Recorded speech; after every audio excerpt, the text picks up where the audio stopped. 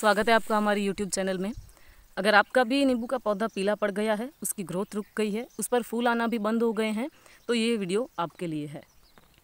वैसे तो ज़मीन में भरपूर मात्रा में पोषक तत्व होते हैं, ज़मीन के अंदरूनी हिस्से में। कोई भी वृक्ष है तो हमें साल में उसको 2 बार इसका जो ज़रूरी खाद रहता है वो अवश्य देना चाहिए, क्योंकि इसकी जड़ों के आसपास का जो हिस्सा है इसमें से वो सारे पोषक तत्व एब्जॉर्ब कर लेता है और पोषक तत्वों से हीन हो जाती है। तो हमें साल में 2 बार इस प्लांट को अच्छे से इसकी देखभाल करनी चाहिए। इसको जिस भी पोषक तत्वों की कमी है उसमें पूर्ति करनी चाहिए। तो आइए देखते हैं हम इसके बारे में क्या कर सकते हैं। तो सबसे पहले तो हमारा ये जो नींबू का पीला पड़ चुका प्लांट है, जो कि साफ साफ दिखाता है कि इसमें पोषक तत्वों की कमी है, तो इसका ये जो तने का एरिया है, प्रकांड का जो हिस्सा है, इसको सबसे पहले तो हम सफाई कर लेंगे। तो आप देख सकते हैं इसके थने के आजू बाजू जितना भी ये जो घास था बिन ज़रूरी, वो हमने अच्छे से इसकी ली है। और एक बात का खास ध्यान रखना है, वो ये है हमें इसकी ज़्यादा मल्चिंग या फिर ज़्यादा गुड़ाई नहीं करनी है, कि जब वृक्ष वानस्पतिक वृद्धि के दौर में होता है तो अगर हम इसकी ज़्यादा गुड़ाई करेंगे या फिर ज़्यादा इसकी ज़मीन को उथल पुथल करेंगे तो इसकी जड़ों को भी स्ट्रेस होता है, जिसके कारण इसकी वृद्धि अचानक से रुक जाती है। तो सबसे पहले इसके वृक्ष की आजू बाजू से सफाई करने के बाद अब हम इसको जो फर्टिलाइजर ऑर्गेनिक है और इसके साथ साथ फ्री ऑफ कॉस्ट है।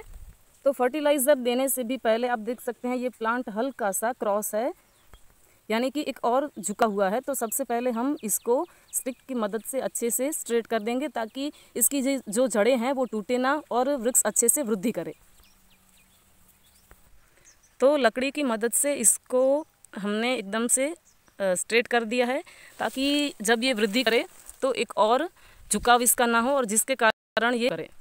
हमारा ये जो प्लांट है नींबू का, वो तकरीबन 8 से 9 साल का है।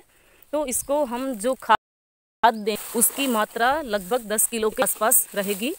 तो ये कंपोस्ट देसी खाद है, हमारी जो भारतीय गाय है देसी, उसी का ये को खाद इसमें डालने के बाद अच्छे से एकदम से इसकी चारों ओर हमें इसको फैला देना है।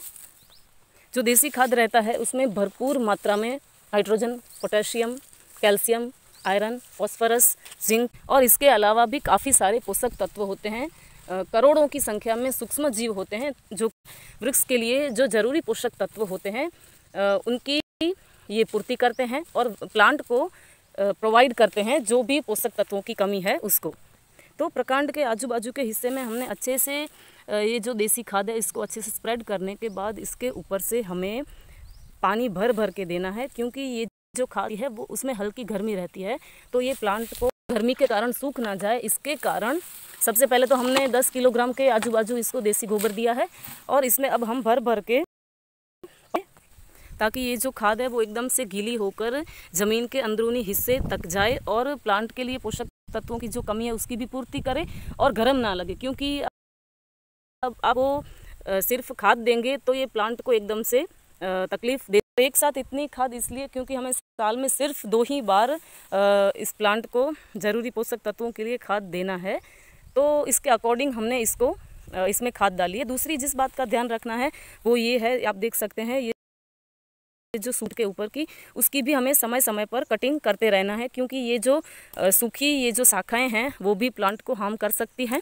तो जितनी भी सूखी इस पे ये जो शाखाएं हैं वो हम एक के बाद एक सारी की सारी निकाल देंगे, ताकि नए फुटाव के समय ये शाखाएं हैं वो अड़चन रूप ना बने और जल्दी से पौधा ग्रो करे। क्योंकि हमारा पौधा ज़मीन में है तो हमने ये जो मात्रा बताई आपको पानी और खाद की, इसके हिसाब से देंगे। लेकिन अगर आप टेरेस गार्डनिंग करते हैं तो आप अपने गमले और प्लांट का जो एज है इसके हिसाब से इसको कम दे सकते हैं, क्योंकि गमले की साइज़ काफ़ी कम होती है। तो इसके कारण अगर ज़्यादा खाद उसमें डालेंगे तो प्लांट को हार्म कर सकता है। और दूसरी शिकायत इसकी जो ग्रोथ में नींबू के प्लांट की रहती है वो ये है कि इसके पत्ते मकड़ी खा जाती है, या फिर नया जो फुटाव रहता है पत्ते रहते हैं वो कीड़े इसको खा जाते हैं। तो इसके लिए हफ्ते में एक बार आप DDT का जो पाउडर रहता है उसको पानी में भिगोकर नीम के मोटा झाड़ू बनाकर इस पे ऐसे एकदम से स्प्रे कर सकते हैं।